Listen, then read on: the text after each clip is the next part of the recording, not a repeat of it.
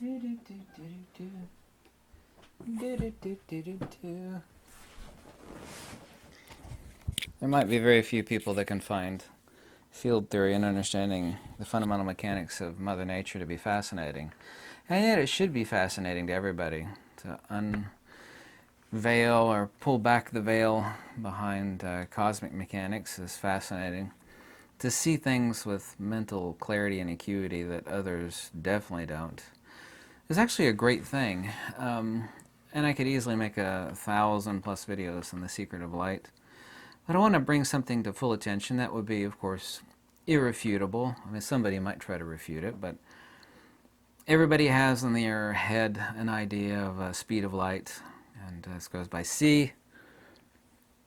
But what is it when we're talking about c? Because everybody on Earth suffers under the same delusion, like a car speeding down the road. 65 miles an hour, that's your maximum speed.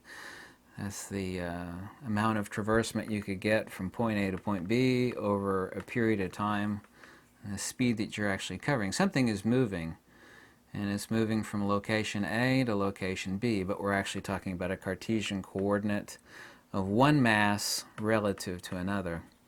And to talk about this further, we would of course talk about time, because time doesn't exist. Time is only a measure. Time exists conventionally, but not ultimately, but I'm not talking about time whatsoever in this video. I'm talking about speed. And you and I all grew up in the notion that light has a speed, and the first thing we probably learned was that sound has a speed. Speed of sound, and I don't know if you've heard it, but I've heard airplanes breaking the sound barrier before. They make a giant crack, and of course various other things make cracking noises as they break the sound barrier. You could guess what those things are, not that you could talk about it on this platform anyway, but sound, before we get to light, let's talk about sound a second. Of course, sound is a perturbation of a frequency or a pitch of nitrogen and oxygen. And just like light, by the way, sound actually changes its speed depending on elevation, whether you're at sea level, so the density of the air, because sound is just a perturbation of the medium, and the medium that we're talking about is the perturbation of nitrogen and oxygen. I'm not actually emitting anything. I'm setting up a disturbance in the medium, i.e. the air, which of course is picked up by this microphone. So nothing is actually moving.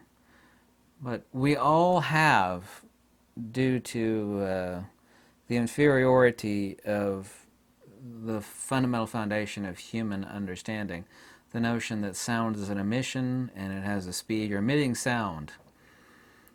Well, for general parlance, and the devil's in the details, this is kind of true, but ultimately, of course, it's not true at all. Sound is not an emission. There's a reason why Nikola Tesla, his exact quote, I might slightly get it off here, but he referred to light as a sound wave in the ether. I think that's a 100% exact quote. I could be off by a word. But yeah, I think that's a 100% exact quote. And there's a reason why he said this, because sound is a near perfect. And by the way, Walter Russell, I don't know if you're familiar with Walter Russell's works. I digitized them and I put them out there for the world. Walter Russell got about 70% roughly of things accurate about field theory. He didn't understand really what electricity was, and he never defined a field, unfortunately. But nobody's perfect. 70% accuracy is really good. And he also said that light doesn't travel and it's not an emission. And to us, that completely sounds ludicrous. I mean, if you told somebody on the street that the sun is not emitting light, they'd look at you like you escaped from a insane asylum, wouldn't they? So what the hell are you talking about? It takes sunlight 8 minutes to reach the earth. You all know this because this is what we were taught in school. It's the speed of light. We know the distance between the sun and the earth. It takes 8 minutes. And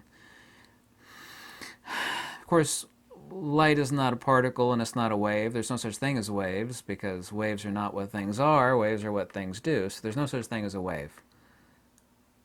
There's no such thing as happiness, because happiness is an attribute, analogously, of what somebody has. Like, be happy or sad, but there's no such thing as happiness and sadness in itself. It doesn't exist. There's no such thing as waves either, so light is not a wave and it's not a particle. The photon idea and the notion that everybody uses the word photon, and this is about quantification, which is of course where we get quantum from, because modern day scientists are not scientists at all. What they are is mathematicians, and mathematicians, the fundamental religion of a mathematician is if you can't count it, it doesn't exist, and you're not interested in it, because if you can't count it, then it doesn't exist. Not interested in it if you can't count it. Well, there's no such thing as a photon. It's an arbitrary concept. But we're not here to define light. We're talking about speed, the speed of light. Just like sound, which has a different speed, or actually rate of propagation of the medium, and the hysteresis thereof, everybody should learn what hysteresis is, changes depending on air, if it's dense with a cold air or a hot air, or the actual elevation above or below sea level that you are, it changes. Same is true of light. When the disturbance of light meets glass, clear glass, there's a million types of glass. It changes, roughly about 25%, I believe, through glass. Changes through water. Changes. There are many different factors, and that's, of course, the rate of propagation, once again dependent upon the medium. But this is, of course, where all of modern science falls apart. It falls apart in many places, but you can never explain light leaving glass and then speeding back up to C, because light's through glass, the disturbance thereof, is C minus 25% roughly, right? And of course light does not speed up after it leaves glass, because then you're thinking of something traveling and it's emission. It's photons. It's traveling.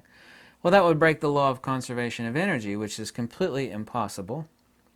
Light doesn't step on the gas and speed back up after it leaves glass.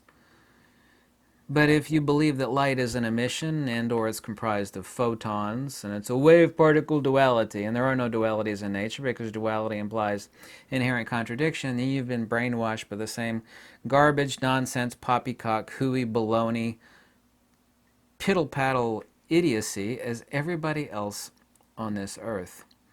Let's actually talk about speed a second, and let's give a definition. Of course, we all have an idea of what speed is. Something's traveling from point A to point D.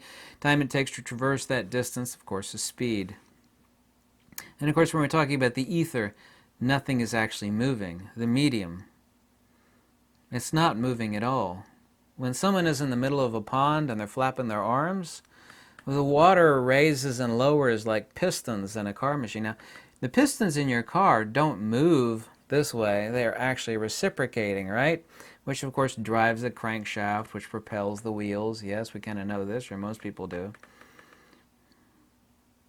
But the water is not propagating from here to here. In the case of waves, that's where it's actually meeting shallower and shallower waters, and it starts to break over top of itself. So in that case, it actually is traveling. But the pistons out in calm waters of water being disturbed, the medium, of course, is reciprocating. It's actually creating transverse slices of the toroidal geometry, which defines the release of energy or inertia, which of course is magnetism, in this case magnetodielectricity, but we could talk about those same waves in the air, which are disturbance of the medium, which is the air, i.e. nitrogen and oxygen. Same is true in the case of light, whether it be linear or circular polarization, doesn't make any difference. Or the water in a pond when someone's flapping their arms. They're not emitting anything, and the waves are not traveling. The pistons are rising and lowering, and the next portion of the medium is rising and lowering. But they're not actually traversing, they're not actually moving. And light is not an emission, and light does not have a speed, because speed implies emphatically, denotatively, and connotatively that something is moving from point A to point B in a Cartesian coordinate of A to B, and the time it takes to traverse the two, which in the case of light we call c. Speed, let's define speed, which of course we all know what speed means, but let's just go down the rabbit hole a little bit. The rate at which something moves, is done, or acts. Physics is a scalar measure of the rate of movement of a body expressed either as a distance traveled divided by the time taken, i.e. average speed, or the rate of change of position with respect to time at a particular point. In other words, something's moving, right? Rate of change. Rate of change. Speed. Rate of change of something moving. The speed in the case of light and speed in the case of sound, well, not sound, we're talking about light now, is ether hysteresis. Yeah? Ether hysteresis. Everybody needs to look up the word hysteresis. It's the rate of induction. Sound is not a speed, and light is not a speed either. It's the hysteresis of the ether as against itself. Light and sound are only deemed to have a speed due to hysteresis torsion. Torsion causes the release of energy. That energy has a lag at which something must catch up. That hysteresis of the ether is called C. And of course, light is a coaxial circuit, longitudinal rarefactions and compressions along the dielectric, of which by itself would be Tesla's death ray, or what we call scalar waves. But light is a different type of circuit. It's a coaxial circuit. I don't know if you know what the cross-section of a coax cable is, but maybe you should look it up. There's a center conductor, and there's a dielectric material, and then there's a reflector. But those transverse, whether it be linear or circular polarization that actually define the light, make up the hysteresis, because light, like an inchworm, I don't know if you know how an inchworm moves. Kind of fascinating little creatures. I love finding inchworms and setting them on your finger. They actually pinch their way along, then they spread out and they pinch themselves together and they spread out, and that's actually how they move. I don't know if you've ever seen how an inchworm moves, but light is essentially like an inchworm of the hysteresis of the ether. And pistons in the water, when water is being disturbed in the middle of a pond, for example, by someone flapping their arms, is exactly the same way, but that's not an emission. Nothing is emitted when it pertains to light. Once again, we're getting back to the original point here, where if you were to tell somebody that the light from the sun, there's nothing emitted from the sun, they think you were a crazy person, but you'd be 100% accurate. Nothing is being emitted. What is happening is a disturbance is created which propagates. That propagation, the hysteresis thereof, is what we deem to be the rate of induction, which is conventionally called c, or the speed of light. But it's not a speed, because speed, like everybody thinks on this earth, speed is something moving from here to here, Cartesian coordinate of A to B, and the rate of change is a speed. But there is no speed of light, because nothing is moving. If you actually take a piece of heavy rope and you nail one end of it to the wall, and you grab the other piece of rope and you release some energy, i.e. a couple calories, and flick your wrist, you'll actually see this disturbance. You'll see the rope actually create this transverse wave phenomena, which propagates to the wall, and it'll propagate back again as the energy is being reflected.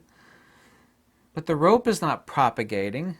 You've created a disturbance in the medium, in this case the rope, by the release of energy, but there's nothing traveling from point A to point B. It's not a speed.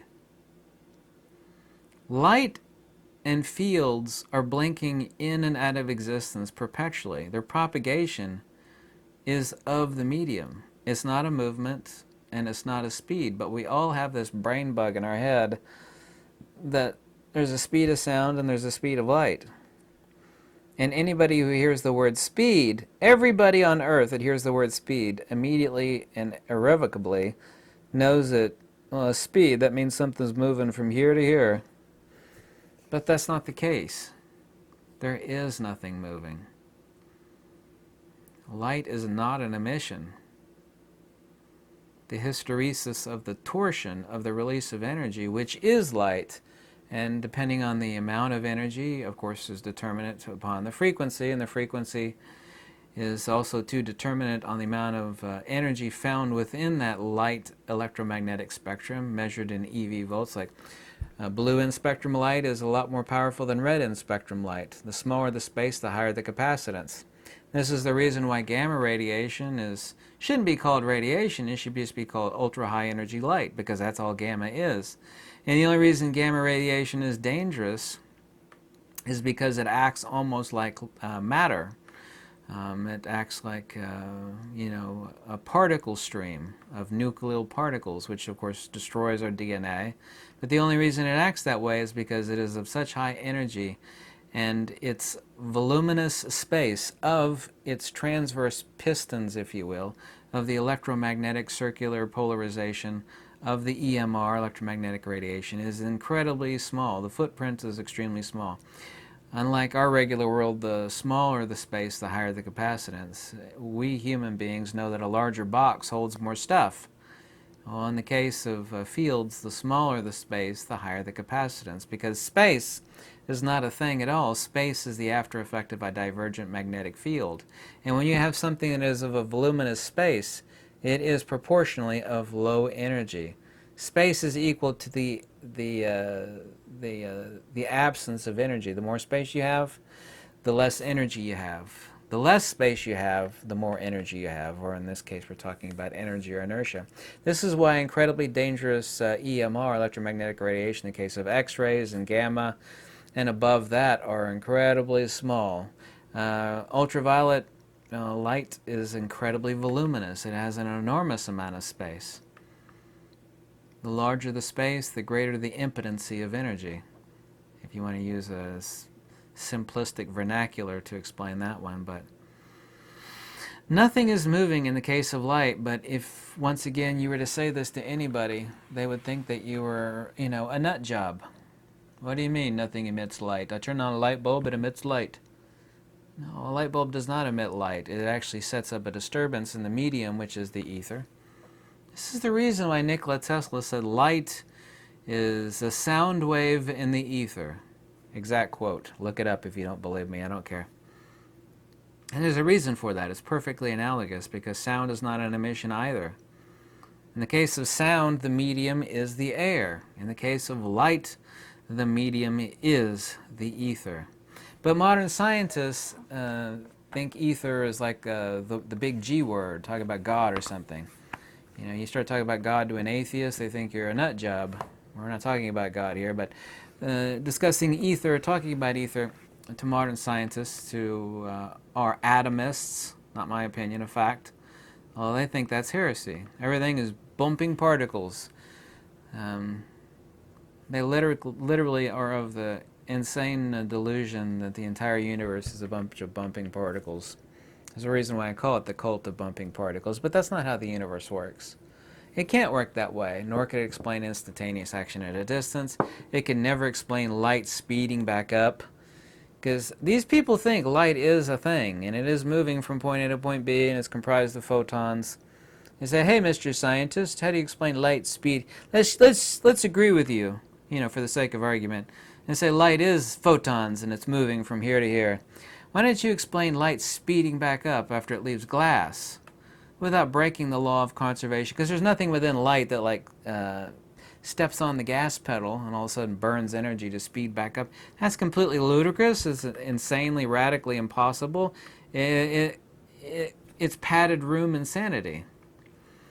Nothing that they believe about cosmic mechanics can be verified to be either sane, logical, or mirrors Mother Nature in any way, shape, or form, because it doesn't. It's a ludicrous theoretical belief system which has no basis in reality, because light is not a thing that is emitted with a speed. And it's not a wave, and it's not a particle. Particle is an arbitrary abstraction, and waves don't exist. There's no such thing as happiness. There are things that are happy, but there's no such thing as a wave. Wave is not a thing. Wave is what something does. And light does not have a speed. That is a hysteresis of the medium, which is the ether. So, anyway, I think I was very contrite and concise in this video. I hope I didn't drone on excessively. I could actually talk about these topics endlessly, but then I'd go overboard. I could make 100 videos overnight and chug a bunch of caffeine and talk about the secrets of light and its various attributes and topics in great detail. But it really would bore the hell out of people. At least I think it would. But I don't know. Thanks for watching. Goodbye.